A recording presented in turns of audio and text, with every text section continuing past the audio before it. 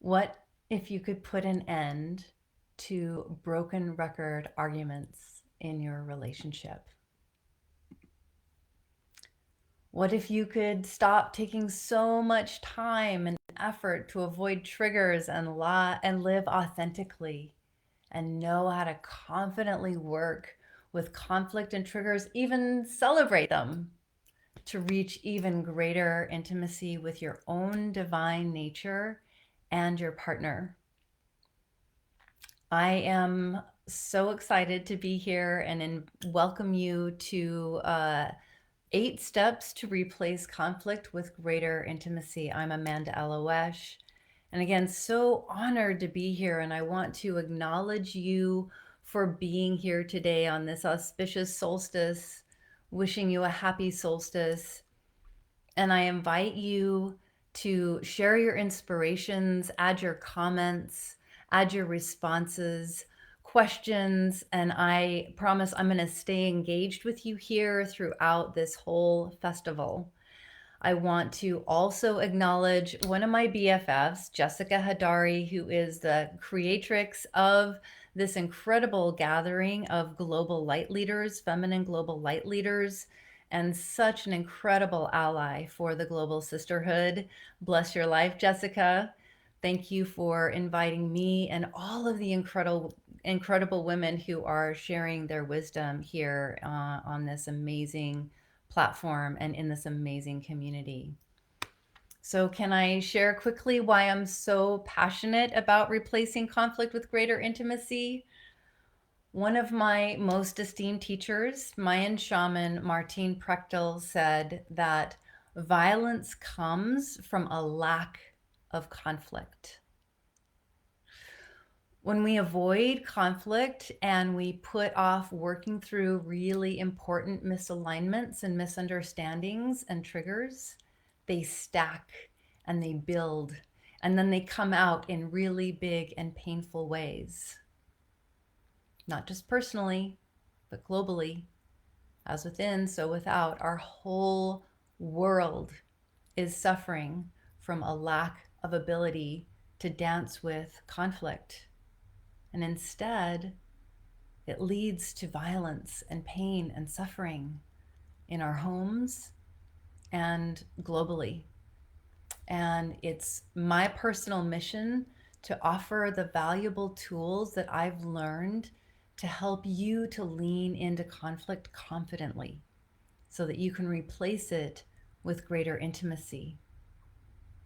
Take a moment and imagine how much would be different in your life, in your relationships, in your home, and on our planet if every human could do this, could learn how to dance with conflict and use it as a stepping stone into greater connection and healing.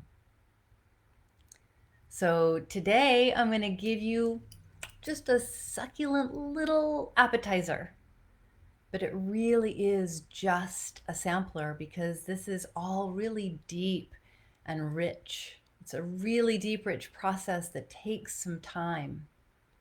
But don't worry, I have a really valuable gift that will dive much deeper and give you all the goods to do this replacing conflict with greater intimacy. All will be revealed in the gift that I will share at the end of this offering. So stay tuned and make sure to get it for yourself. Um, so deep, long-lasting relationships will bring up your core wounds. If you didn't already know, this is a sacred gift. And to be able to unwrap that gift and enjoy it, you must know how to navigate the triggers that will inevitably arise as you become intimately connected with someone. And by the way, this isn't just for romantic partners, it's for family, friends, colleagues, but it shows up most potently in our most intimate relationships, our romantic partnerships. So, if you're currently in or have ever been in an intimate relationship, you've probably experienced that beautiful honeymoon phase, right? And then you start to see the shadow emerge in yourself, in your partner. You start to trigger each other at some point. And then, out of love, you do your best to avoid triggering your partner, and you start to squeeze yourself into these shapes and think about how are they going to respond to this? What do I need to do to not trigger that thing again? I don't want that to happen again. And you both start to manipulate yourselves to avoid the trigger, which is completely impossible to do. And then that self manipulation and not allowing yourself to really be source led and authentic and free to express yourself because you're afraid of the triggers, or maybe you're afraid of your own triggers and manipulating yourself that way. Wow. Then you start to get into that resentment phase. Look at all that I'm doing to make you happy, and I'm still not making you happy. We're still having the conflict. It's so frustrating, and that's where the relationship starts to spiral down, and you start to have those broken record conflicts, those broken record arguments, and they, either stay stuck in this stagnant thing until you're just completely apathetic, or it spirals down in a really hard way. Sound familiar? Yeah. So imagine what would be possible if, instead of going into so much effort to avoid triggering your partner, you could both be truly free to live authentically, like a grown-ass human. Know that you're definitely going to trigger each other, and to actually celebrate that, because you know how to confidently dance with those conflicts and triggers and turn them into a deeper connection with yourself primarily and your partner, to really be seen on a deep, intimate level, what we all crave and we're also so afraid of, right? Being really seen in those shadowy places. What if you were able to use those triggers as a long-term cleanup and healing of old childhood wounding? How would your relationships be different? Well, I believe that every relationship, especially those intimate ones, they are an opportunity to do deep core wound healing. And that's a sacred union, a sacred contract, soul contract that we come into with our loved ones to do that deep healing work. The problem is we haven't been taught how to do it. We tend to avoid conflict. We tend to, do whatever to appease and tread lightly around the minefields. And I've been so shocked, honestly, that this approach that I'm going to share with you is not more commonly known. But I don't remember who said it. Common sense isn't as common as it should be. And so that's why I wrote the book that I'm sharing this 8-step approach from, and I'm going to be giving it to you as a gift. It is not as common as I would hope, but it brings me great pleasure to share it with you today. So I found some secrets, and I have found an approach to sacred relationship. Again, honestly shocked that it's not commonly known. It's not being shared by therapists. It's not being shared by relationship coaches. I've had the honor and privilege to work with so many couples and clients, individual clients who, unfortunately, they've told me that they have worked. Also, they've worked with countless therapists and relationship coaches and almost given up hope because it felt like it just perpetuated or sometimes even agitated the problems. And they felt like they were just reporting what was going on and not really getting a whole lot in return.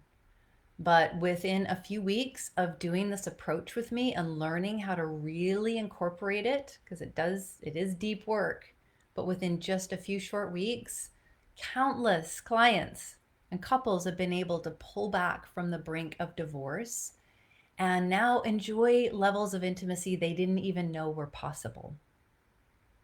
Again, there is so much that we could dive into in this, so much I want to share with you, and I will, just not live. I will share it in the gift that I am offering you in the links that are provided and will be provided in the comments. So make sure that you get them, stay tuned. And again, remember to ask your questions, share your comments, share your inspirations, and I'll stay engaged with you throughout the festival. So I'm going to share with you now the 8 simple steps to really turn your triggers into a deeper understanding of yourself and to enjoy greater intimacy in your relationships. I encourage you to take notes. Again, ask questions. Happy to clarify. And here we go. These are the 8 steps. This is number 1. The first rule, the first priority is to take care of yourself. And that means your body, your nervous system. When you get triggered, when there's a conflict and the voices get raised and there's clenching and the nervous system is on fire, you know that now is the time. Take a time out, relax, and release it. Release those intense feelings so that you can do true healing. Promise yourself to do this first. There's always the desire, we're gonna work through this, I'm gonna argue about this, I'm gonna get to the bottom of this, but to really give yourself permission to take a break and take care of yourself. There are many ways, you may already have some. There are a bunch that I go into in my book. Here are just a few. My favorite one is a deep breath. And I usually feel it in my chest, so I imagine the breath is just filling and giving myself a stretch in this constricted area. Ooh, I just popped my sternum doing that deep breath. And release. I like to kind of like shake it off. A nice brisk walk. Sometimes a meditation. Good to have some things on hand to remind yourself in the trigger how you can support yourself in calming down and releasing that charge from your body. Step number 2 is to celebrate. And this is counterintuitive and you're not going to feel it at first, but this is part of the recalibration of your whole mind, body, spirit complex, including your nervous system, to start repatterning yourself to lean into conflict, to trust that it's actually a good thing and it's going to help you to elevate your life. It's going to help you to heal your wounds. It's going to help you to connect more deeply with your partner. And so the way I celebrate is I drop into a moment of prayer and say, thank you for this opportunity to heal. Even if I'm not feeling it at the beginning, it takes some time for it to genuinely kick in. But I say, thank you for this opportunity. Thank you for the trigger. Thank you for the conflict and this opportunity to do some healing and to experience greater intimacy on the other side of this. And take a moment to imagine celebrating it. What would it be like if I were able to celebrate what's going on right now? Wouldn't it be amazing? How would my body feel if I could celebrate this and trust that there was going to be some incredible gift on the other side? Let your body really imagine it. This will help repattern. Step number 3. Is that 3? Yeah, 3. Step number 3, get curious about yourself. Now, this is the deepest step, and it's the one that I like to unpack most with my clients with a process I call subconscious success repatterning. It's a body, mind, spirit. So it's an embodied practice, tuning in to what's going on inside of that trigger, really being able to listen. What is the core wounding? What is the alarm? Because all triggers are alarms. All pain and suffering internally, mentally, emotionally, physically, phenomenologically, socially, relationally. They're all alarms going off trying to get your attention. And it's good to bring loving, kind attention. And so subconscious success repatterning will bring you to that. There are other self-inquiry processes. If you're curious about mine, stay tuned, stay connected, and I will get you hooked up with those resources. In the meantime, just know this is your opportunity to get to know what's going on inside of you, hopefully without blame or criticism of yourself or others, letting go of the judgment, just getting the helpful information with loving kindness towards yourself. Step number 4, let the elevation in. Now is the time to be curious about what can happen in this moment and the next few moments to offer you a new, healing, and elevated experience. It's easier to think of solutions and new possibilities when you're resourced, so you've got to do all the other steps first. If you're remembering similar past experiences that were traumatizing or painful, what can you offer yourself now that will feel good to your current self and also bring some soothing and relief to that younger you that didn't get what they needed? An example might be if you experienced neglect and you realize this is the trigger that's coming up, how can you provide care and nurturing for yourself in this moment to feel taken care of? All right, step number 5, we're moving on swiftly. Is there anything that you would do differently? So sometimes when we're triggered, we behave poorly. And even though it's justified because we were triggered and it was hard and we were in a hard place, doesn't mean that it was okay. Having a good excuse to behave badly is not the same as behaving well. I love that quote from Medicine Path President Jeff Wright. So once you tune in, it's like, oh yeah, I was kind of rude. Yeah, I was slamming things around. I was unpleasant. I apologize for that rude behavior. This is how I would do it differently. And give yourself an opportunity to really think about how you could do it differently. Again, with love, with kindness, with compassion, and still acknowledge, take accountability for how it could have been better. Clean it up. It feels really good when you do. Step number 6, future casting. If, and more likely when, this trigger arises again, how would you like to see you and your partner respond? Now that you have this deep understanding and awareness, take a moment to really imagine it. I can imagine letting myself feel triggered, taking care of it, letting my partner know I'm triggered, asking for what I need, bringing this new insight into it, and feeling better. So take a moment to imagine it fully in as much detail as possible. Write it out, share it, replay it in your mind, refer to it as much as possible, and it will help you to step into this new response more frequently, more swiftly in the future. Number 7, make your clean requests of your partner. Now's a great time to share because you've processed, you've elevated, you've brought the solution focus to it.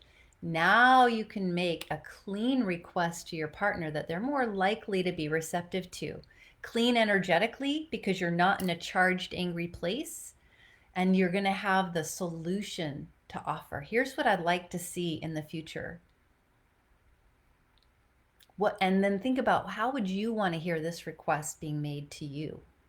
Make sure you word it in a kind way that you would want to receive. Number 8, congratulate yourself. And here's another recalibration of mind, body, spirit. To repattern yourself, take a moment to really congratulate yourself for doing the important and not always easy work of elevationship and turning your triggers into an opportunity for healing and turning conflict into greater intimacy. It can be awkward at first, but over time, you are going to see results. And so ending on a note of self-acknowledgement is going to help you make it more likely that you're going to choose this process the next time a trigger arises. So those are the 8 steps to turn conflict into greater intimacy. Again, this is just a little tiny sampler of a whole approach I call Elevationship. I have written a book about it because I'm so passionate about it. I think it's so important for everybody to know. When we have peaceful families and households, it can echo out. and the world needs more peace right now. I'm Amanda Elo'esh. I refer to myself as a source heiress. I am on a source guided path of service to help awaken, to help do this deep healing work through relationship and through primarily your relationship with yourself and source. You as well can be a source heiress. I've had academic pursuits, studying human consciousness, the subconscious, spiritual development, and I've been on a shamanic path of study with indigenous wisdom keepers from the Mestizo, Mayan, and Native American traditions, as well as a Kali lineage, Hindu lineage, and Tibetan Buddhist tradition, insight meditation. And I am an entheogenic priestess. Entheogen means generating God within, and it's a new term for psychedelics, more sacred, respectful term. I work with sacred plant medicines. I've served over 1,000 people and have helped many to do really deep healing with and without plant medicines, healing of core wounds.